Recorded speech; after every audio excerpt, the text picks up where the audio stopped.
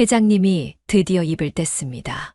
매달 한 번입니다. 그러면 800만 원을 더 지급하겠습니다. 제 심장이 쿵 내려앉았습니다. 저는 눈을 동그랗게 뜨고 그분을 바라봤어요. 뭐가 매달 한 번이라는 말씀이신가요? 회장님은 물컵을 식탁에 놓더니 무표정하게 말씀하셨습니다. 한 달에 한 번 밤새 곁에 있어 달라는 얘기요. 그 순간 고급스러운 거실이 얼음장처럼 차갑게 느껴졌고 숨 막히는 정적이 제 온몸을 짓눌렀습니다. 안녕하세요. 오늘도 진실한 이야기와 함께 여러분을 찾아뵙습니다. 영상이 도움이 되셨다면 구독과 좋아요로 응원해 주세요. 여러분의 관심이 더 많은 감동적인 사연을 전할 수 있는 원동력이 됩니다.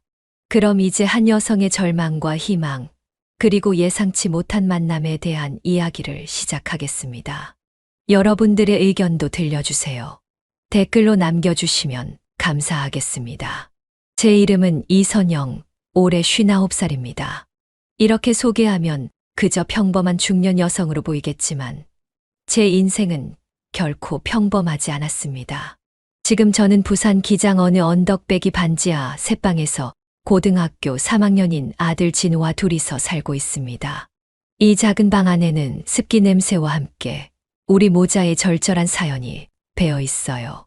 엄마, 오늘도 야근이야? 진우가 교복 넥타이를 풀며 조심스럽게 물어봅니다. 제 얼굴에 지친 기색이 역력했나 봐요. 아이는 언제부턴가 엄마의 눈치를 살피게 됐거든요. 응. 좀 늦을 것 같아. 진우야, 냉장고에 반찬 있으니까 밥 먹고 자라. 사실 야근이 아니라 공장에서 추가 작업을 해야 하는 거였어요.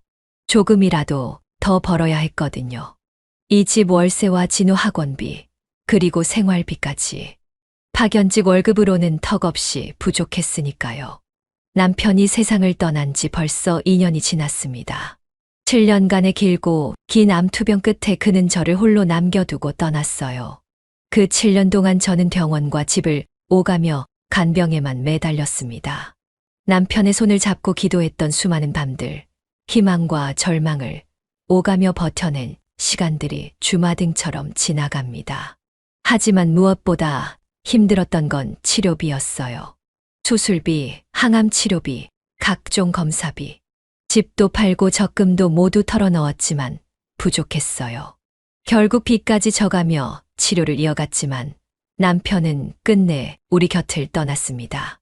엄마는 괜찮아. 진우만 건강하면 돼. 그때부터 저는 이 말을 입에 달고 살았어요. 정말 괜찮은 건 아니었지만 진우 앞에서만큼은 강한 엄마가 되어야 했거든요. 지금 일하는 공장은 자동차 부품을 만드는 곳이에요. 아침 6시부터 저녁 6시까지, 때로는 야근까지 해가며 근근히 생계를 이어가고 있습니다. 똑같은 작업을 반복하는 일이지만 감사한 마음으로 하루하루를 버텨내고 있어요. 그런데 진우가 이제 고3이잖아요. 대학 진학을 앞두고 있는데 학원비며 교재비며 아이가 꿈꾸는 공대에 보내주고 싶은데 현실은 너무 막막했습니다. 엄마, 나 학원 그만둘까? 혼자서도 공부할 수 있어. 어느 날 진우가 조심스럽게 꺼낸 말에 가슴이 찢어질 것 같았어요. 이 아이가 얼마나 눈치를 보며 살고 있는지, 또 얼마나 착한지. 무슨 소리야. 엄마가 다 해결할 테니까 걱정하지 마. 그렇게 말했지만 정작 제가 어떻게 해결할지는 막막했어요. 통장 잔고는 바닥을 보이고 있었고 이번 달 월세조차 밀릴 상황이었거든요. 그러던 어느 날이었습니다. 진우의 수학학원에서 또다시 연락이 왔어요. 이번 달 학원비가 아직 입금되지 않았다는 내용이었죠. 저는 핸드폰을 꾹 눌러 끄고 한숨을 깊게 내쉬었습니다. 엄마, 괜찮아? 뭔가 안 좋은 소식이야? 진우가 걱정스러운 표정으로 저를 바라봤어요. 이 아이 앞에서 흔들릴 수는 없었습니다. 저는 애써 밝은 표정을 지으며 말했어요. 아니야. 별거 아니야. 엄마가 다 처리할게. 하지만 마음속으론 막막했어요. 이번 달뿐만 아니라 지난달 학원비도 아직 못 냈거든요. 진우는 특목고 진학을 꿈꾸며 열심히 공부하고 있는데 제가 발목을 잡고 있는 것 같아 속이 쓰렸습니다. 그날 밤 잠들지 못하고 뒤척이다가 일어나 핸드폰을 켰어요. 혹시나 해서 구인구직 사이트를 뒤져보기 시작했습니다. 야간 청소, 새벽 배송, 주말 서빙. 할 수 있는 건 뭐든 해야겠다는 생각이었어요. 그러다 눈에 들어온 게 하나 있었습니다. 해운대 고급 주택가 가사 도우미 급구라는 제목의 공고였어요. 주 5일 근무, 경력 무관, 성실하고 책임감 있는 분 우대. 급여는 조건에 따라 협의 후 결정이라고 써 있었습니다. 그 아래 줄에 최상의 급여는 보장한다는 문구가 적혀 있었습니다. 처음엔 사기가 아닐까 의심했지만 조건을 물어보는 게 좋을 것 같았습니다. 물론 가사일이 만만하지 않다는 건 알고 있었지만 주 5일의 좋은 급여 조건이라면 해볼만 하다는 생각이 들었습니다. 다음 날 용기를 내어 전화를 걸었어요. 차분하고 정중한 남성의 목소리가 들려왔습니다. 간단한 질문 몇 개 후에 면접 약속을 잡았어요. 장소는 해운대 고급 주택가였습니다. 면접 당일 저는 가장 단정한 옷을 골라 입고 나섰습니다. 해운대로 가는 지하철 안에서 긴장으로 손바닥에 땀이 났어요. 진우의 웃는 얼굴을 떠올리며 마음을 다잡았습니다. 이번만큼은 꼭 성공해야 해. 지하철에서 내려 택시를 타고 주소지로 향했습니다. 창밖으로 보이는 풍경이 점점 고급스러워졌어요. 넓은 정원이 있는 단독주택들, 깔끔하게 정비된 도로, 고급 외제차들. 제가 살던 기장과는 완전히 다른 세상이었습니다. 택시 기사님이 목적지 앞에서 차를 세웠을 때 저는 잠깐 망설였어요. 과연 제가 이런 곳에서 일할 수 있을까 하는 의구심이 들었거든요. 하지만 이미 여기까지 온 이상 포기할 수는 없었습니다. 높은 담장으로 둘러싸인 저택 앞에 서니 마음이 더욱 떨렸어요. 인터폰을 누르기 전에 옷차림을 다시 한번 점검하고 머리를 정돈했습니다. 진우를 위해서라도 좋은 결과를 얻어야 했거든요. 드디어 인터폰 버튼을 눌렀습니다. 곧 중후한 목소리가 들려왔어요. 들어오세요. 대문이 열릴 겁니다. 철문이 자동으로 열리며 넓은 정원이 한눈에 들어왔습니다. 잘 가꿔진 잔디밭과 아름다운 조경, 그리고 그 끝에 웅장한 2층 저택이 서 있었어요. 저는 천천히 걸음을 옮기며 현관 앞에 다다랐습니다. 현관문이 열리면서 한 분이 나오셨어요. 첫인상은 정말 인상적이었습니다. 키가 크고 어깨가 넓은 전형적인 기업인의 체격이었어요. 하지만 72세라는 나이에 걸맞게 머리는 완전히 휘어져 있었고 얼굴에는 세월의 흔적이 깊게 새겨져 있었습니다. 이선영 씨시죠? 수고하셨습니다. 정세훈 회장님의 목소리는 생각보다 부드러웠어요. 카리스마 넘치는 외모와는 달리 말투에는 따뜻함이 묻어났습니다. 저는 깊숙이 인사를 드렸어요. 네, 안녕하십니까. 면접 기회를 주셔서 감사합니다. 회장님은 제 인사를 받으시고는 미소를 지으셨어요. 그 미소가 참 인상적이었습니다. 권위적일 것 같았던 예상과는 달리 마치 동네 할아버지 같은 친근함이 느껴졌거든요. 안으로 들어가니 정말 놀라웠어요.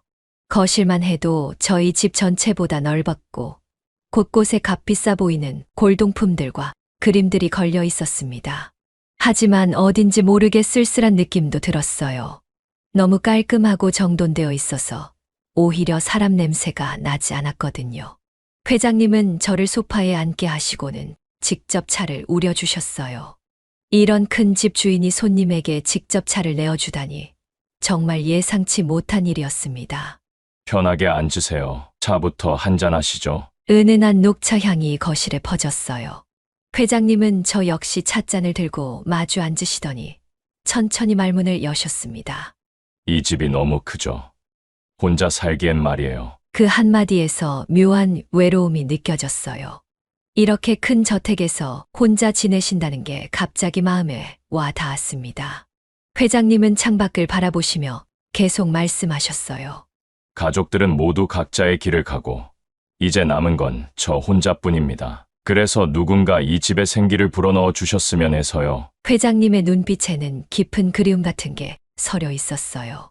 분명 많은 것을 가지신 분이지만 정작 가장 소중한 건 잃으신 것 같다는 생각이 들었습니다.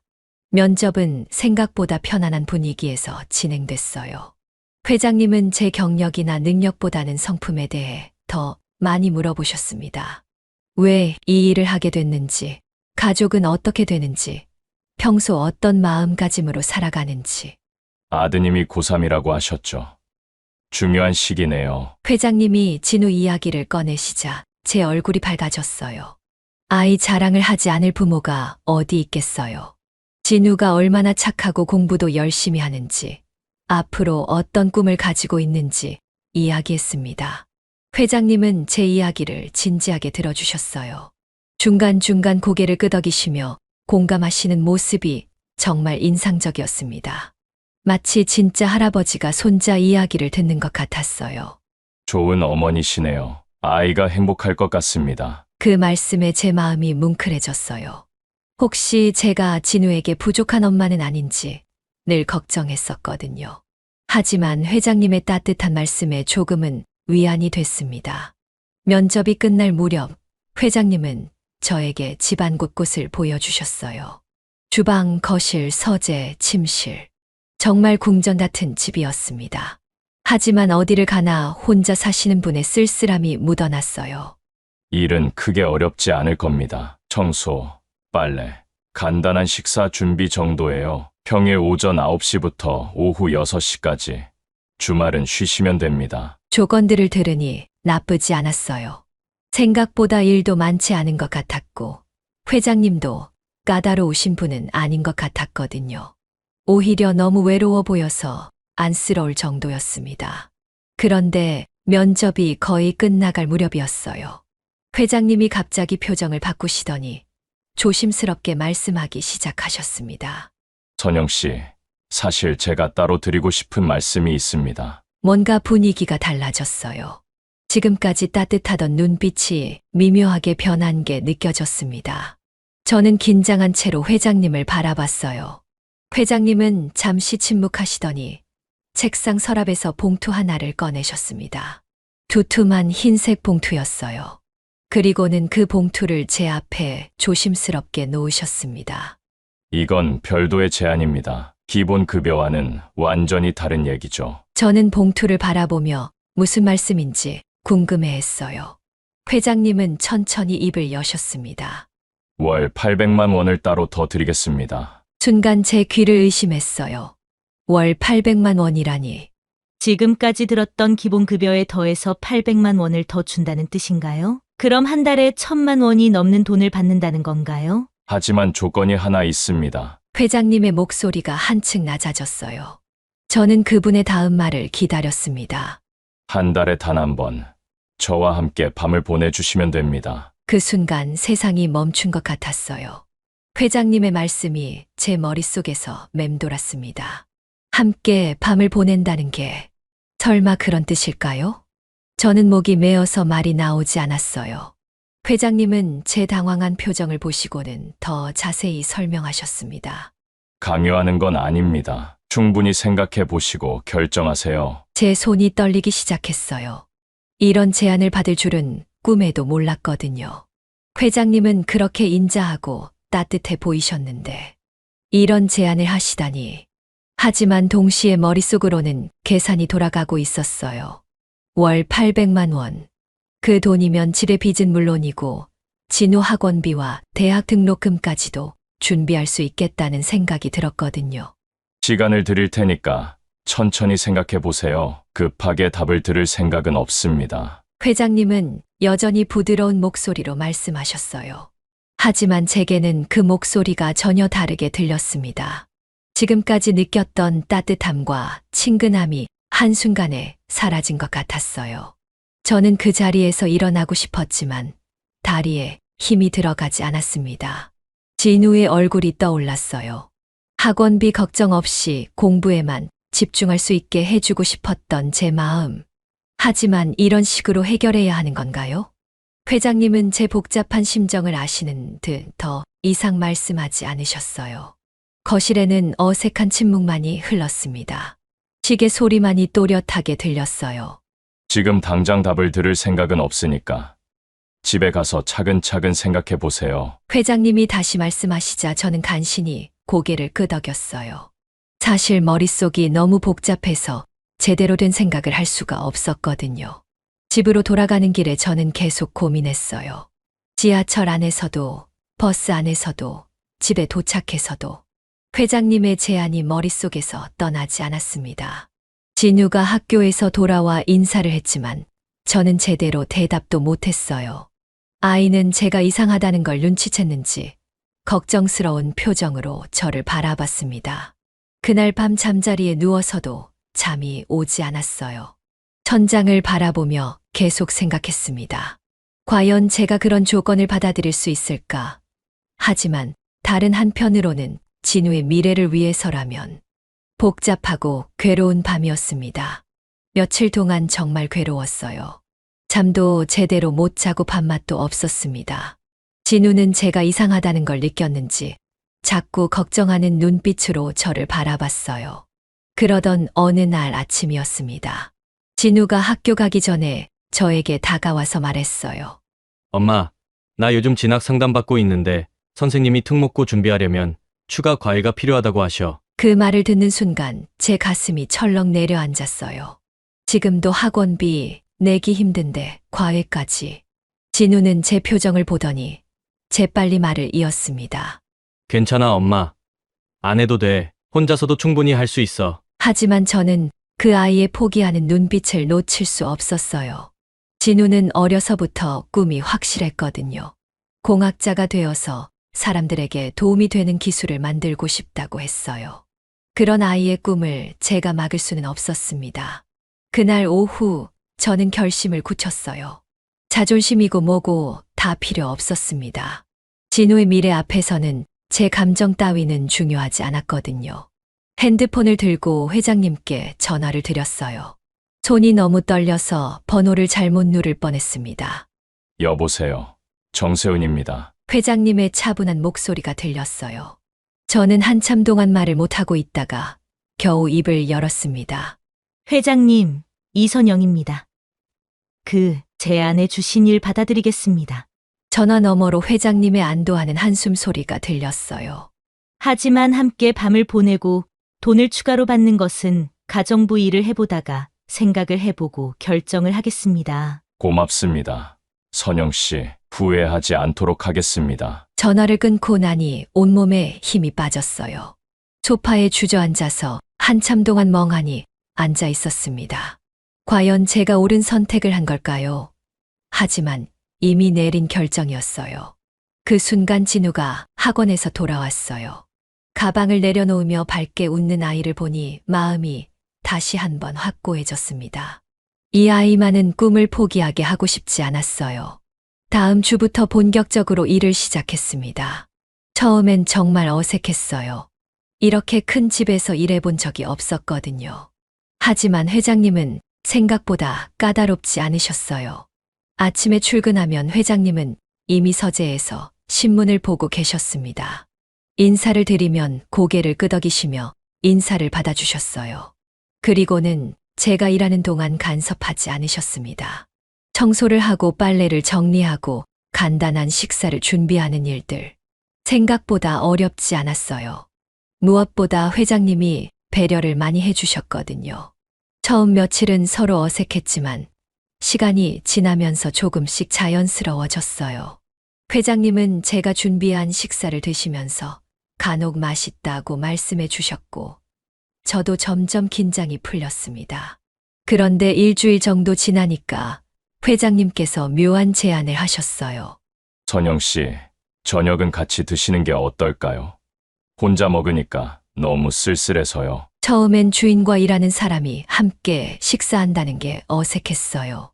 하지만 회장님의 말씀을 들어보니 이해가 됐습니다. 이렇게 큰 집에서 혼자 식사하시는 게 얼마나 쓸쓸하실까 하는 생각이 들었거든요. 그렇게 저희는 저녁 시간에 함께 식사를 하기 시작했어요. 처음엔 서로 말 없이 먹었지만 며칠 지나니까 자연스럽게 대화도 나누게 됐습니다. 회장님은 생각보다 많은 이야기를 해주셨어요. 젊은 시절 사업을 시작했던 이야기, 힘들었던 시절들, 그리고 가족들에 대한 이야기까지. 저도 점점 마음을 열게 됐어요. 진우 이야기, 남편을 잃고 혼자 아이를 키우는 어려움들. 회장님은 제 이야기를 진지하게 들어주셨습니다. 그러면서 느낀 건데, 회장님도 저처럼 외로운 사람이셨어요. 돈이 많고 큰 집에 살고 계시지만 정작 마음을 나눌 사람이 없으셨던 거예요. 한 달쯤 지났을까요? 어느 날 저녁 식사 시간이었어요. 회장님이 평소보다 더 조용하셨는데 갑자기 포크를 내려놓으시더니 멀리 창밖을 바라보셨습니다. 선영 씨, 제가 왜 이렇게 외로운지 아세요? 조심스러운 목소리였어요. 저는 고개를 들어 회장님을 바라봤습니다. 그분의 눈에는 깊은 슬픔이 서려 있었어요. 회장님은 천천히 말씀을 이어가셨습니다. 15년 전 부인이 암으로 세상을 떠나셨다고 하셨어요. 그때 딸 유리미가 대학생이었는데 어머니를 잃은 충격으로 미국으로 유학을 떠났다고 하시더라고요. 그 뒤로 줄곧 혼자였어요. 유리미는 미국에서 자리를 잡았고 1년에 한두 번 얼굴 보는 게 전부가 됐죠. 회장님의 목소리에는 깊은 그리움이 묻어났어요. 저는 가만히 들으면서 마음이 아팠습니다. 이런 큰 집에서 15년 동안 혼자 지내신다는 게 얼마나 쓸쓸하셨을까요? 부인분을 많이 사랑하셨나 봐요. 제가 조심스럽게 말하자 회장님이 고개를 끄덕이셨어요. 정말 사랑했죠. 결혼한 지 30년 동안 단 한 번도 싸운 적이 없을 정도로요. 그 사람이 떠나고 나니 이 집이 너무 커 보이더라고요. 회장님은 서재에 있는 사진 하나를 가져와 보여주셨어요. 젊은 시절의 회장님과 아름다운 여성, 그리고 어린 소녀가 함께 찍은 가족 사진이었습니다. 행복한 미소를 짓고 있는 세 사람의 모습이 정말 인상적이었어요. 이 사진이 찍힌 지 얼마 안 되어 아내가 병에 걸렸어요. 2년간 투병했지만 결국 회장님의 말씀이 끊어졌어요. 저는 그분의 아픔이 고스란히 전해져서 가슴이 먹먹해졌습니다. 그날부터 회장님은 더 많은 이야기를 해주셨어요. 부인과 함께했던 추억들, 딸을 키우며 느꼈던 기쁨들, 그리고 혼자 남겨진 후의 긴 세월들. 저도 제 이야기를 더 솔직하게 털어놓게 됐어요. 남편을 잃었을 때의 절망감, 혼자 아이를 키우는 두려움, 경제적인 어려움까지. 회장님은 제 이야기를 끝까지 들어주셨습니다. 우리 둘 다 많이 외로웠네요. 회장님이 그렇게 말씀하실 때 저는 묘한 동질감을 느꼈어요. 처지는 완전히 달랐지만 외로움이라는 감정만큼은 똑같았거든요. 시간이 지날수록 저는 회장님이 나쁜 분이 아니라는 걸 알게 됐어요. 처음에 하셨던 그 제안도 사실은 외로움 때문이었다는 걸 이해하게 됐습니다. 물론 받아들이기 어려운 조건이었지만 그분 나름대로는 진심이었던 것 같아요. 어느 날 저녁에는 회장님이 직접 요리를 해주셨어요. 부인이 좋아했던 된장찌개라고 하시더라고요. 맛을 보니 정말 맛있었습니다. 15년 만에 다시 만들어 보는 거예요. 그 사람이 아프기 전에는 제가 자주 해줬거든요. 회장님의 얼굴에 그때는 미소가 번졌어요. 슬픈 추억이지만 동시에 소중한 기억이기도 했던 모양이에요. 저도 점점 회장님을 이해하게 됐어요. 돈이 많다고 해서 모든 게 해결되는 건 아니구나 하는 생각이 들었습니다. 오히려 너무 많이 가진 사람이기 때문에 진짜 마음을 나눌 사람을 찾기가 더 어려우실 수도 있겠다는 생각이 들었어요. 그렇게 2달 정도가 흘렀습니다. 저는 회장님과 함께 식사하고 대화하는 시간이 자연스러워졌어요. 서로의 아픔과 외로움을 이해하게 되니까 예전보다 훨씬 편안한 관계가 된 것 같았습니다. 진우도 요즘 밝아졌어요. 추가 과외를 받으면서 성적이 많이 올랐거든요. 아이가 행복해하는 모습을 보니 제가 내린 결정이 틀리지 않았다는 생각이 들었습니다. 하지만 평온한 일상은 그리 오래 가지 못했어요. 그날은 평소와 다를 바 없는 화요일 오후였어요. 저는 거실 청소를 마치고 회장님께 차를 준비해 드리고 있었습니다. 그런데 갑자기 현관문이 거칠게 열리는 소리가 들렸어요. 아버지, 저 왔어요. 날카롭고 차가운 여성의 목소리였습니다. 저는 깜짝 놀라서 고개를 돌렸어요. 현관으로 들어오는 건 30대 중반으로 보이는 세련된 여성이었습니다. 명품 핸드백에 고급스러운 코트를 입고 있었어요. 회장님도 놀라신 표정이었어요. 급히 자리에서 일어나시며 말씀하셨습니다. 유림아? 언제 들어왔어? 연락도 없이. 하지만 유림 씨는 아버지, 인사는 대충 받고는 곧바로 저를 노려봤어요.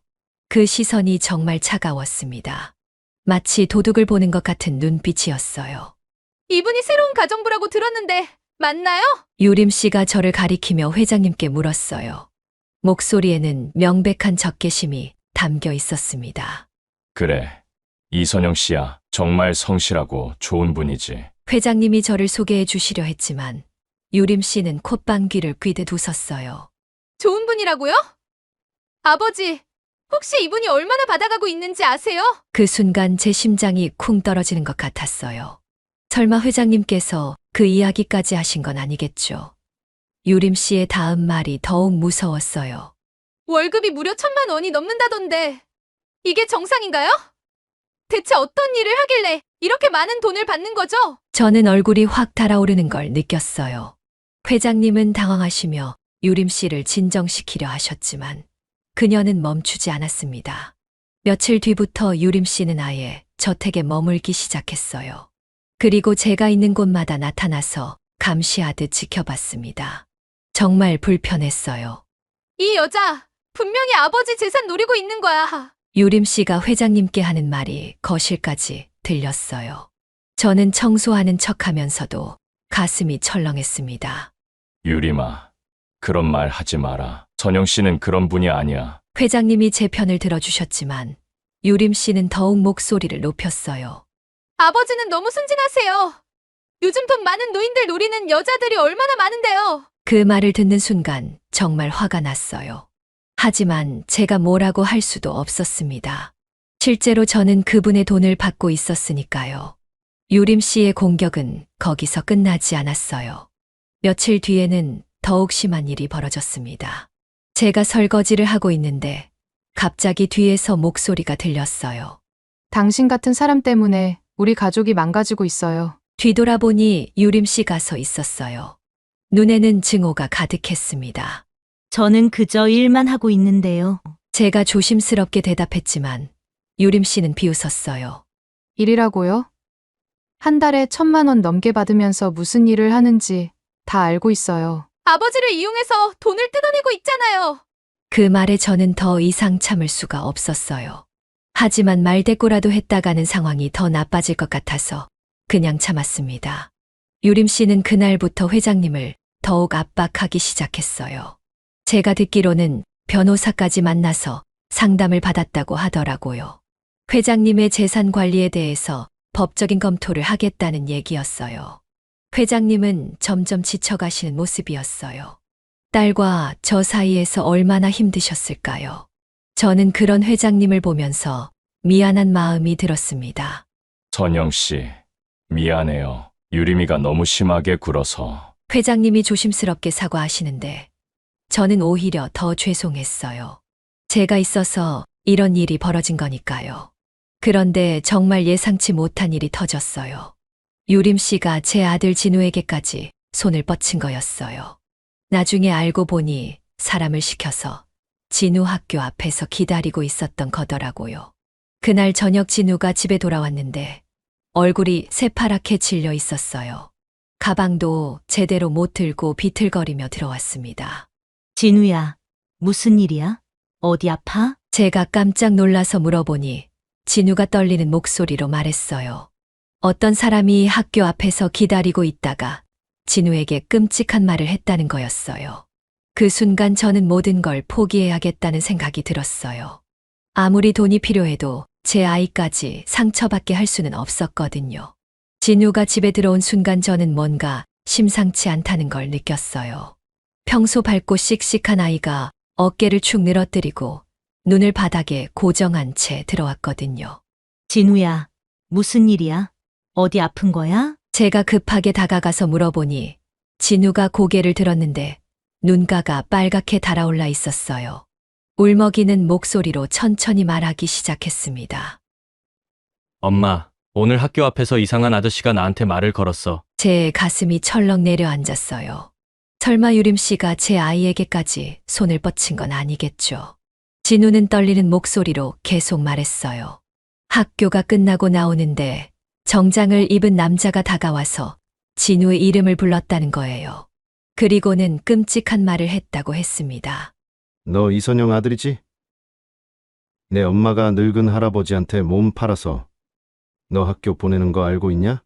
그 말을 들은 순간 제 머릿속이 하얘졌어요. 어떻게 제 아이에게 그런 말을 할 수 있을까요? 진우는 계속 울먹였어요. 엄마, 그게 무슨 뜻이야? 그 아저씨가 거짓말하는 거지? 진우의 순수한 눈을 바라보니 가슴이 찢어질 것 같았어요. 이 아이는 아직 세상의 더러운 면을 모르는데 어떻게 이런 말을 들어야 하는 건지. 진우야, 그런 나쁜 말 하는 사람들은 신경 쓰지 마. 엄마는 정당하게 일해서 돈을 벌고 있어. 하지만 제 목소리도 떨리고 있었어요. 거짓말은 아니지만 전부 사실도 아니었거든요. 저는 아직까지 한 번도 회장님과 밤을 보내고 추가로 받지 않았기 때문입니다. 진우는 제 표정을 보더니 더욱 불안해했습니다. 엄마가 힘든 일 하고 있는 거야?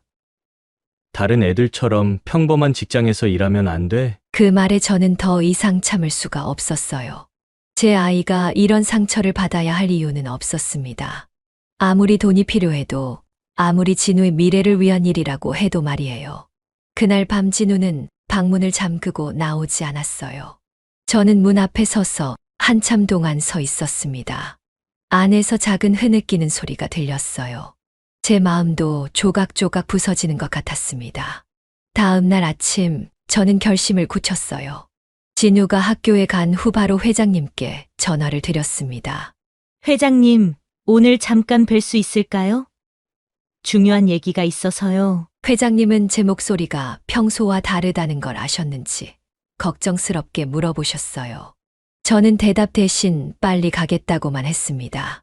저택에 도착했을 때 회장님은 거실에서 기다리고 계셨어요. 제 표정을 보자마자 무슨 일인지 눈치채신 것 같았어요. 선영 씨, 무슨 일이에요? 얼굴이 안 좋아 보이는데. 저는 한참 동안 말을 못하고 서 있었어요. 어떻게 시작해야 할지 모르겠더라고요. 회장님은 저를 소파에 앉게 하시고 차를 준비해 주셨습니다. 회장님, 저 그만두겠습니다. 결국 저는 단도직입적으로 말했어요. 회장님의 손이 찻잔을 들다가 멈췄습니다. 갑자기 왜요? 제가 뭔가 잘못했나요? 진우가 제 아들이 상처받았어요. 어제 학교 앞에서 누군가 아이에게 끔찍한 말을 했다고 해요. 제가 어제 있었던 일을 자세히 설명하자 회장님의 얼굴이 일그러졌어요. 주먹을 꽉 쥐시더니 화가 난 목소리로 말씀하셨습니다. 유림이 지시로군요. 이런 식으로까지 할 줄은 몰랐는데. 회장님도 충격을 받으신 것 같았어요. 하지만 저는 이미 마음을 정했습니다. 죄송합니다. 회장님, 더 이상은 제 아이를 이런 일에 연루시킬 수 없어요. 지금까지 정말 감사했지만 이제 그만두겠습니다. 저는 자리에서 일어나려 했어요. 하지만 회장님이 급하게 제 앞을 막아섰습니다. 선영 씨, 제발 잠깐만 기다려 주세요. 제가 모든 걸 해결할게요. 회장님의 목소리에는 절망감이 묻어났어요. 마치 마지막 희망까지 잃을까봐 두려워하시는 것 같았습니다. 저는 현관 쪽으로 발걸음을 옮기려 했어요. 하지만 회장님이 제 앞을 막아서시더니 갑자기 무릎을 꿇으셨습니다. 정말 깜짝 놀랐어요. 회장님, 이러시면 안 돼요. 저는 급하게 회장님을 일으키려 했지만 그분은 제 손을 꽉 잡으시며 말씀하셨어요. 선영 씨, 제발 부탁입니다. 내가 모든 걸 해결할 테니까 곁에 있어 달라고요. 회장님의 눈에는 눈물이 맺혀 있었어요. 72세의 노인이 저에게 이렇게까지 간청하시는 모습을 보니 마음이 아팠습니다. 하지만 제 아들이 진우까지 지켜드릴게요. 유림이의 모든 행동을 맡겠습니다. 제발 저를 혼자 두지 마세요. 선영 씨처럼 대화가 잘 통하는 사람은 정말 처음이었습니다. 그동안 선영 씨 덕분에 제 따뜻했던 마음이 다시 식을 생각하니 도저히 견딜 수가 없네요. 회장님의 목소리가 떨리고 있었어요. 마치 마지막 희망의 끈을 놓치지 않으려는 사람 같았습니다. 저는 한참 동안 고민했어요. 한편으로는 진우를 보호해야 한다는 생각이 있었고, 다른 한편으로는 회장님의 절박한 모습에 마음이 흔들렸거든요. 정말로 해결할 수 있으신가요? 제 아들에게 더 이상 피해가 가지 않을까요? 제가 조심스럽게 물어보자 회장님은 고개를 끄덕이시며 확신에 찬 목소리로 말씀하셨어요. 네, 약속드립니다. 이번 일로 유림이의 정체를 완전히 알게 됐어요. 이제 더 이상 당하고만 있을 수는 없습니다. 회장님은 천천히 일어나시더니 서재로 가셨어요. 그리고는 두꺼운 서류 뭉치를 가져오셨습니다. 사실 며칠 전부터 준비하고 있던 일이에요. 유림이가 제 재산을 노리고 있다는 걸 알고 있었거든요. 서류를 펼쳐보니 법무법인 이름이 적힌 공식 문서들이었어요. 회장님은 차근차근 설명해 주셨습니다. 유림이는 제가 치매에 걸렸다고 주장하면서 후견인 신청을 준비하고 있었어요. 그래서 제 재산을 자기 마음대로 처리하려고 했던 거죠. 저는 놀라서 회장님을 바라봤어요. 그런 계획이 있었다니. 하지만 저는 이미 대비책을 마련해뒀습니다. 신뢰할 수 있는 변호사와 함께 신탁 설정을 준비하고 있어요. 회장님이 보여주신 서류에는 복잡한 법률 용어들이 가득했어요. 하지만 대략적인 내용은 이해할 수 있었습니다. 재산을 신탁회사에 맡겨서 유림 씨가 함부로 손댈 수 없게 하는 거였어요. 그리고 새로운 유언장도 작성할 예정입니다. 유림이에게는 최소한의 상속분만 남기고 나머지는 사회에 환원하거나 정말 필요한 곳에 쓰일 수 있도록 할 거예요. 회장님의 말씀을 들으니 정말 치밀하게 계획하신 것 같았어요. 하지만 저는 여전히 걱정이 됐습니다. 그런데 제가 여기 있으면 유림 씨가 더 화를 낼 텐데요. 그래서 선영 씨의 도움이 필요한 거예요. 혼자서는 유림이를 상대할 수 없어요. 하지만 선영 씨가 함께 해주신다면 회장님은 제 손을 다시 잡으시며 말씀하셨어요. 진우에게도 정식으로 장학금을 지급하겠습니다. 재단을 통해서 말이에요. 그러면 아무도 뭐라고 할 수 없을 거예요. 그 말을 들으니 조금 마음이 놓였어요. 장학금이라면 정당한 지원이니까 진우도 당당할 수 있을 것 같았거든요. 정말로 진우를 보호해 주실 수 있나요? 물론입니다. 앞으로는 이런 일이 절대 일어나지 않을 겁니다. 회장님의 말씀에 저는 깜짝 놀랐어요. 그리고 유림이에게는 제가 직접 경고하겠습니다. 더 이상 선영 씨나 진우에게 해를 끼치면 모든 상속에서 배제하겠다고 말이에요. 회장님의 눈빛이 단호해졌어요.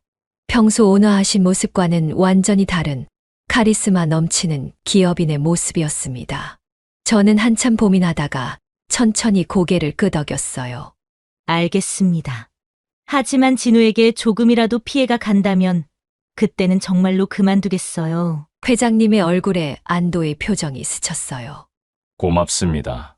선영 씨, 이번엔 제가 모든 걸 제대로 해결하겠습니다. 그날부터 저희는 본격적으로 유림 씨에 맞서기 위한 준비를 시작했어요. 다음 날부터 회장님과 저는 본격적으로 움직이기 시작했어요. 회장님은 오랫동안 거래해 온 신뢰할 수 있는 법무법인에 연락하셨습니다. 김 변호사님, 급한 일이 생겼습니다. 오늘 오후에 사무실로 갈 수 있을까요? 회장님의 목소리에는 단호함이 묻어났어요. 전화를 끊으신 후 저를 바라보시며 말씀하셨습니다. 선영 씨도 함께 가셔야 해요. 모든 절차의 증인이 필요하거든요. 그날 오후 저희는 강남에 있는 대형 법무법인을 찾아갔어요. 30층 건물의 최상층에 위치한 사무실은 정말 웅장했습니다. 김 변호사님은 50대 중반의 신뢰감 있는 분이셨어요.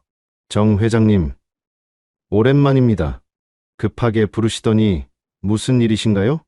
회장님은 유림 씨의 행동과 후견인, 신청 계획에 대해 자세히 설명하셨어요. 김 변호사님의 표정이 점점 심각해졌습니다. 아, 그런 일이 요즘 이런 사례가 많아지고 있어요. 가족 간의 재산 분쟁 말이죠. 변호사님은 즉시 대응 방안을 제시해 주셨어요. 가장 효과적인 방법은 신탁 설정이라고 하셨습니다. 재산을 신탁회사에 맡기시면 유림 씨가 법적으로 접근할 수 없게 됩니다. 신탁 재산은 상속 재산에서 제외되거든요. 회장님은 고개를 끄덕이시며 즉시 진행하겠다고 하셨어요. 그리고는 저를 가리키며 말씀하셨습니다. 그리고 선영 씨 아들처럼 학생들을 위한 장학재단도 만들고 싶습니다. 김 변호사님이 저를 바라보더니 미소를 지었어요. 좋은 일이네요. 교육장학재단은 세제 혜택도 있고 사회적으로도 의미 있는 일입니다. 다음 일주일 동안 정말 바쁘게 지나갔어요. 회장님과 저는 거의 매일 법무법인에 다녔습니다. 신탁 계약서 작성, 새로운 유언장 준비, 장학재단 설립. 복잡한 절차들이 계속 이어졌어요. 진우 장학재단의 목적은 경제적 어려움에도 불구하고 꿈을 포기하지 않는 학생들을 지원하는 것입니다. 회장님이 재단 설립 취지를 설명하실 때 저는 가슴이 뭉클했어요. 단순히 제 아들만을 위한 게 아니라 같은 처지의 아이들을 돕겠다는 뜻이었거든요. 신탁 설정도 순조롭게 진행됐어요. 회장님의 주요 재산인 부동산과 금융자산의 80%를 신탁재산으로 설정했습니다. 나머지 20%만 상속재산으로 남겨두셨어요. 이제 유림이가 뭘 해도 소용없어요. 신탁재산은 법적으로 보호받으니까요. 김 변호사님의 설명을 들으니 마음이 놓였어요. 하지만 가장 중요한 건 새로운 유언장이었습니다. 회장님은 기존 유언장을 완전히 새로 작성하셨어요. 유림 씨에게는 법정 상속분인 나머지 20% 중에서도 절반만 남기시고 나머지는 사회 환원을 위해 기부하기로 하셨어요. 혈연이라고 해서 무조건 많이 물려줄 이유는 없어요. 그 아이는 이미 충분히 받았으니까요. 회장님의 말씀에는 서운함과 단호함이 동시에 담겨 있었어요. 그리고 마지막으로 가장 중요한 조치를 하셨습니다. 진우 장학재단에서 진우에게 지급되는 장학금은 월 200만 원으로 정하셨어요.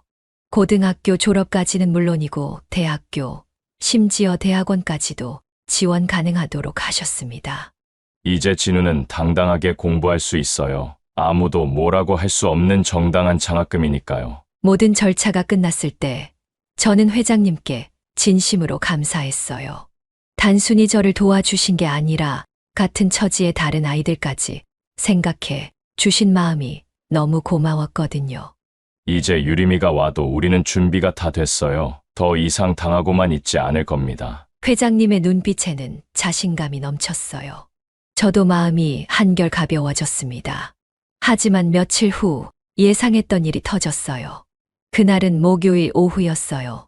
저는 평소처럼 거실 청소를 하고 있었는데 갑자기 현관문이 쾅 하고 열리는 소리가 들렸습니다. 유리창이 흔들릴 정도로 거친 소리였어요. 아버지! 이게 대체 뭐예요? 유림 씨의 목소리였는데 평소보다 훨씬 날카롭고 분노에 찬 톤이었어요. 저는 깜짝 놀라서 청소기를 껐습니다. 거실로 들어온 유림 씨의 모습은 정말 무서웠어요. 얼굴이 새빨갛게 달아올라 있었고 손에는 서류 뭉치를 꽉 쥐고 있었습니다. 회장님은 소파에서 신문을 보고 계시다가 천천히 고개를 들으셨어요. 유림아, 왜 이렇게 소란스럽게 들어와? 회장님의 목소리는 평상시와 다름없이 차분했어요. 하지만 유림 씨는 더욱 화를 내며 서류를 회장님 앞에 내던졌습니다. 이게 뭐냐고요? 신탁이라니! 새로운 유언장이라니! 서류들이 소파 위로 흩어졌어요. 저는 멀리서 상황을 지켜보고 있었는데 가슴이 두근거렸습니다. 누가 아버지를 부추긴 거예요? 혹시 저 여자 아니에요? 유림 씨가 저를 가리키며 소리쳤어요. 그 시선이 정말 차가웠습니다. 회장님은 여전히 침착하셨어요. 내가 내 재산을 어떻게 처리하든 그건 내 자유야. 자유라고요? 아버지, 정신이 온전하신 거 맞아요? 자기 딸한테 이럴 수 있어요? 유림 씨의 목소리가 점점 높아졌어요. 하지만 회장님은 오히려 더욱 차분해지셨습니다. 회장님은 천천히 자리에서 일어나시더니 창가로 걸어가셨어요. 그리고는 한참 동안 밖을 바라보셨습니다. 거실에는 무거운 침묵이 흘렀어요. 유림아, 너는 언제부터 내 돈에만 관심이 있었니? 회장님이 뒤돌아서지도 않은 채 조용히 말씀하셨어요. 유림 씨는 잠시 말문이 막힌 것 같았습니다. 뭔 소리예요? 제가 언제 돈에만 관심이 있었다고. 15년 전 내 어머니가 돌아가신 후에 너는 단 한 번도 아버지 안부를 제대로 물어본 적이 없었어. 회장님의 목소리에는 깊은 슬픔이 묻어났어요. 저는 숨을 죽이고 그 대화를 들었습니다. 1년에 한두 번 전화할 때도 항상 용돈 얘기부터 먼저 했지. 아버지가 외롭다고, 아프다고 해도 바쁘다며 전화를 끊었고, 유림 씨의 얼굴이 점점 창백해졌어요. 회장님은 계속 말씀을 이어가셨습니다. 내가 치매에 걸렸다고 소문을 퍼뜨리면서 후견인 신청을 준비한 것도 다 알고 있어. 그런 너에게 내 재산을 물려줄 이유가 있을까? 그 순간 유림 씨는 완전히 당황한 것 같았어요. 아버지가 모든 걸 알고 계셨다는 사실에 충격을 받은 모양이었어요. 딸이라면 아버지 마음을 먼저 봤어야 한다. 회장님이 유림 씨를 똑바로 바라보며 단호하게 말씀하셨어요. 그 한마디에는 15년간 쌓인 서운함과 실망감이 모두 담겨 있었습니다. 아버지, 유림 씨가 작은 목소리로 중얼거렸지만 회장님은 더 이상 들어주지 않으셨어요. 이제 그만 가거라. 더 이상 볼 얘기가 없다. 회장님의 말씀에 유림 씨는 한참 동안 그 자리에 서 있었어요. 뭔가 말하고 싶어 하는 것 같았지만 결국 아무 말도 하지 못했습니다. 좋아요. 후회하시는 날이 올 거예요. 유림 씨는 마지막으로 그렇게 소리치고는 저택을 나갔어요. 문이 쾅 하고 닫히는 소리가 온 집에 울렸습니다. 회장님은 그 자리에 그대로 서서 한참 동안 창밖을 바라보셨어요. 저는 조심스럽게 다가가서 흩어진 서류들을 정리했습니다. 회장님, 괜찮으세요? 제가 조심스럽게 물어보자 회장님은 고개를 끄덕이셨어요. 이제야 속이 시원하네요. 오랫동안 하고 싶었던 말을 드디어 했어요. 회장님의 얼굴에는 서운함보다는 오히려 후련함이 보였어요. 15년 동안 참아왔던 감정을 드디어 표현하신 것 같았습니다. 그날 저녁 회장님과 저는 조용히 식사를 했어요. 유림 씨와의 일로 인해 무거운 분위기였지만 한편으로는 모든 갈등이 정리된 것 같은 안도감도 있었습니다. 며칠 후였어요. 저는 진우와 함께 저녁을 먹으면서 많은 생각을 했습니다. 유림 씨와의 갈등이 일단락된 것 같았지만 과연 제가 계속 회장님 곁에 있는 게 옳은 일일까 하는 고민이 들었거든요. 엄마, 요즘 많이 밝아진 것 같아. 진우가 밥을 먹으면서 말했어요. 장학금을 받게 되면서 아이도 확실히 표정이 밝아졌습니다. 정말. 엄마가 그래 보여? 응. 예전처럼 걱정스러운 표정 안 하잖아. 그리고 요즘에는 웃는 일도 많아졌고. 진우의 말을 들으니 확실히 저도 마음이 한결 가벼워진 것 같았어요. 경제적인 부담이 줄어들면서 정신적으로도 여유가 생긴 것 같았습니다. 하지만 그날 밤 저는 깊은 고민에 빠졌어요. 과연 이대로 계속 회장님과 함께 있는 게 맞는 걸까? 처음에 받아들였던 그 조건들. 이제는 상황이 많이 달라졌지만 여전히 마음 한편이 무거웠거든요. 다음 날 아침 저는 회장님께 전화를 드렸어요. 회장님, 며칠 동안 쉬고 싶어서요. 개인적인 일이 좀 있어서. 회장님은 아무 말씀 없이 흔쾌히 허락해 주셨어요. 하지만 목소리에서 아쉬움이 느껴졌습니다. 그렇게 일주일이 지났어요. 저는 진우와 함께 평범한 일상을 보냈습니다. 마트에서 장을 보고 함께 영화도 보고 오랜만에 모자가 많은 시간을 함께 보냈어요. 하지만 이상하게도 회장님이 자꾸 생각났어요. 혼자서 식사를 하고 계실 모습, 넓은 저택에서 외롭게 지내실 모습이 머릿속에서 떠나지 않았습니다. 엄마, 회장님한테 안 가도 돼. 뭔가 걱정되는데. 진우도 회장님을 걱정하고 있었어요. 몇 달 동안 들었던 이야기들 때문에 아이도 회장님에게 정이 든 것 같았습니다. 일주일째 되는 날 저녁이었어요. 저는 부엌에서 저녁 준비를 하다가 문득 회장님이 생각났어요. 지금쯤 회장님은 무엇을 하고 계실까? 저녁은 드셨을까? 그 순간 제 마음이 확실해졌어요. 저는 회장님이 필요했고 회장님도 저를 필요로 하고 계셨어요. 그리고 그 관계는 이제 처음과는 완전히 달라져 있었습니다. 진우야, 엄마 잠깐 나갔다 올게. 어디 가는데? 회장님께 저녁 준비해 드리러. 진우는 환하게 웃으며 고개를 끄덕였어요. 해운대로 가는 길에 저는 마음이 두근거렸어요. 회장님은 어떤 표정으로 저를 맞아주실까? 혹시 서운해하고 계시지는 않을까? 저택 앞에서 잠시 망설였지만 용기를 내어 인터폰을 눌렀어요. 누구세요? 회장님의 목소리가 들렸는데 평소보다 힘이 없어 보였어요. 저예요. 선영이에요. 잠시 침묵이 흘렀어요. 그리고는 문이 열렸습니다. 현관문을 열고 나온 회장님의 모습을 보니 가슴이 아팠어요. 며칠 사이에 많이 초라해 보이셨거든요. 옷차림도 평소보다 단정하지 못했고 얼굴에는 깊은 피로감이 서려 있었어요. 저녁 준비하러 왔어요. 제가 밝게 말하자 회장님의 얼굴에 환한 미소가 번졌어요. 마치 오랫동안 기다렸던 사람을 만난 것 같은 표정이었습니다. 정말요? 고마워요. 선영 씨, 회장님의 목소리에는 안도감과 기쁨이 동시에 묻어났어요. 그날 저녁 저는 정성껏 식사를 준비했어요. 회장님이 좋아하시는 된장찌개와 생선구이, 그리고 각종 나물들. 소박하지만 정성이 가득 담긴 밥상이었습니다. 이런 따뜻한 밥상은 정말 오랜만이에요. 회장님이 첫 숟가락을 뜨시며 말씀하셨어요. 그 표정에는 진심 어린 감사함이 가득했습니다.